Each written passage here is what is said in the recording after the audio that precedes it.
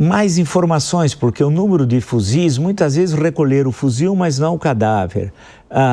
Houve, então, portanto, uma alteração, provavelmente, da forma como aquela pessoa foi morta, em combate ou não. Será que todos foram mortos em combate? Essa autópsia que pode, presumo eu, não sou especialista, pergunto ao senhor, é que poderia dizer. Então, há uma série de fatos que ainda, no momento, causam estranheza e já querem comemorar algo que sequer nós sabemos o conjunto dessa operação, se ela foi um êxito, foi um sucesso, ou, na verdade, conduziu a uma tragédia que pode se reproduzir a um novo enfrentamento muito mais violento num futuro até a curto prazo, e a uma reação da população de entender que os milicianos são seus defensores frente ao Estado opressor, né? O que assusta a gente são duas questões interessantes. Que a população oprimida até nesse contexto, ela é oprimida pelos traficantes que comandam as comunidades. São centenas de comunidades. Não é só a Penha e o Complexo do Alemão. Tem centenas. Elas acabam apoiando a morte desses criminosos. Isso gera, naturalmente, um potencial político muito positivo para quem defender essas mortes. Nós temos políticos que cansaram de reivindicar prestígio heróico porque mataram. Não, eu matei mesmo. Caramba! Isso parece natural para uma população amedrontada, parece natural que bandidos morram antes dele do que eu. A pesquisa que já foi feita sobre essa ação no Rio de Janeiro mostra que 80% da população das favelas aprovaram a operação. Não é de estranhar, quando houve aquela matança no Carandiru, em novembro de 1992, aqui em São Paulo, foi feita uma pesquisa por telefone, e a população aprovou em massa a morte daquelas pessoas. A gente que é da polícia, eu acabo ficando numa posição antipática com a polícia, mas eu tenho compromisso com a verdade aqui com você. Uma questão de integridade pessoal, eu faço a minha crítica livre disso. Cansei de ver pessoas que estiveram no Carandiru falando de policiais metralhando presos atrás das grades. Isso foi o objeto de processo, então não estamos falando novidade aqui. Assim como ao longo da história dos meus 30 anos na polícia, mais outros 32 que já estou fora da polícia, as narrativas que a gente ouve de barbaridade, policiais falando como se fossem coisas naturais. E esses heróis, depois, de unidades heróicas, depois vão pedir os votos das pessoas. Eu quero esse cara aí, que eu estou precisando dele. Então nós temos essa situação. A população aplaude. Na verdade, o aplauso é compreensivo, que são uma população intimidada, né? E agora, o proveito político disso, que é uma coisa vergonhosa, é vergonhosa a ação em ti que mata muita gente. É vergonhosa uma ação que não conseguiu proteger seus policiais a ponto de 4 morrerem. Parece só 4 no meio de 121, é muita coisa. Eu sempre coloco, fracassou a operação que o policial morreu. A operação no Jacarezinho, no Rio de Janeiro, uma favela de 40 mil habitantes, o policial morreu logo na entrada, daí mataram mais 27 na operação que seguiu. Um fracasso também. Mas o que a gente percebe de maneira geral, o Vila, Rio de Janeiro é um modelo um pouco do que acontece muito no Brasil. A polícia brasileira mata 6 mil pessoas por ano, supostos confrontos. Mas são bandidos. Mas uma sociedade minimamente civilizada não pode pensar assim. Matar pessoas é uma coisa muito grave. Mas são bandidos, tudo bem, há contexto que é inevitável o uso da força. O treinamento que um policial tem, é um treinamento padrão, tem aqui em São Paulo, do Brasil, no exterior. Um indivíduo vai atacar um policial, pode atacar com uma barra de ferro, um pedaço de pau. O policial é treinado para dar 2 tiros no tórax do opositor. É uma defesa aceita dessa forma. Por que 2 tiros? Porque ele pode errar um. É muito rápido isso. E por que o tórax? Não atira na perna, porque é um espaço maior que tem na sua frente.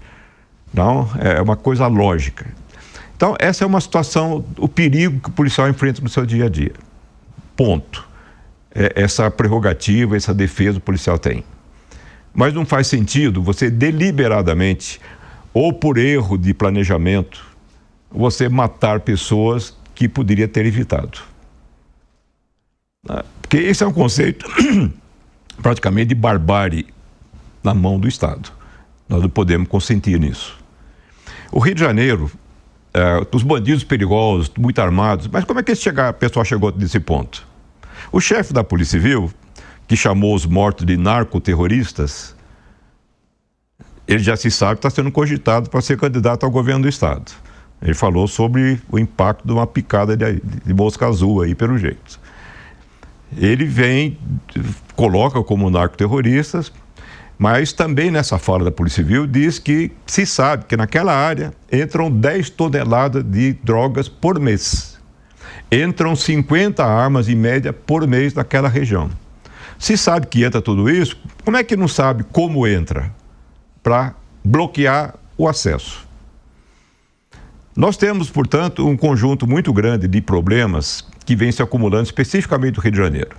Eu tenho uma teoria, para mim é muito válida, desses 62 anos vinculado à segurança, que é o seguinte: por que chegou nesse ponto?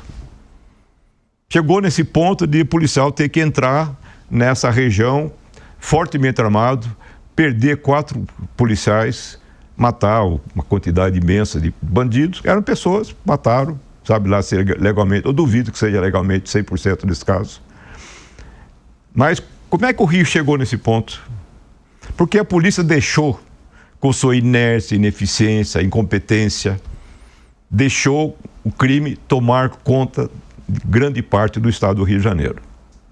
Cresceu sob seus olhos. O artigo 144, parágrafo 1º da Constituição, dá lá para a Polícia Federal prevenir e reprimir o tráfico ilegal de drogas e afins. Está sendo feito? A droga está chegando em quantidades industriais, 10 toneladas só nessa região do Rio de Janeiro, de imediações dessa área de operação. Então, todas essas falhas, chega algum momento, começa a criar crise de segurança. Toda crise, seja no comércio, na indústria, na área política, ela avisa que vem chegando, dá pequenos sinais. Nesses primeiros momentos você consegue evitar. Quando ela cresce mais, os meios que você tinha para evitar não são suficientes para você administrar mais. Isso está acontecendo no Rio de Janeiro e boas partes do Brasil. O caso do Ceará, o caso da Bahia. Alguns estados até que estão indo bem porque conseguiram evitar que essa coisa acontecesse. São Paulo deu uma resposta vigorosa contra o PCC aqui em 2006, quando a polícia foi atacada. Evitou que a coisa escalasse muito em termos de domínio de território. As facções acabam, como é o caso do PCC mesmo, Comando Vermelho, em outras praças, acabam verificando que é melhor sair desse enrosco, dessa encrenca de briga campal com a polícia e vamos ganhar dinheiro. Nós vivemos uma operação aqui em São Paulo, o carbono tem um outro nome lá. Oculto. Carbono oculto. As polícias acham os nomes bonitinhos para essas operações, muito criativas. Já se vê numa outra escala do crime mais estruturado, junto com os fraudulentos de sempre. Acharam oportunidades. Crime, seja o batedor de carteira, agora não é batedor de carteira mais, é ladrão de celular, seja o traficante, ele trabalha em cima das oportunidades que aparecem. Altas oportunidades e baixo risco. Como é que você administra a segurança? Eu preciso reduzir oportunidades, preciso aumentar o risco. Eu aumento o risco quando aumenta a pena, quando aumenta a eficiência policial. Deu controle. Nós temos cidade do interior de São Paulo, claro, existem outros fatores, mas o fato é que nós temos padrões praticamente americanos nas cidades do interior de São Paulo. Muitas também no Santa Catarina, Minas, mas algumas dessas regiões são extremamente problemáticas, os instrumentos habituais não conseguem mais controlar. Justamente sobre isso, pegando esse gancho político, coronel, acho que de um lado eu até já disse, o Brasil provavelmente precisa ter estudos, mas pelo pouco que eu conheço, no mundo ocidental, como democracia, onde os legislativos, tanto na esfera municipal, estadual, federal, têm o maior número de representantes das polícias civil, militar e das forças armadas. Não há nenhum país na América Latina, por exemplo, que tenha um tão grande número de representantes. Portanto, a insegurança pública, não a segurança, a insegurança é um ativo eleitoral que dá voto. E 99,99% desses eleitos pouco fazem para construir uma política de segurança pública.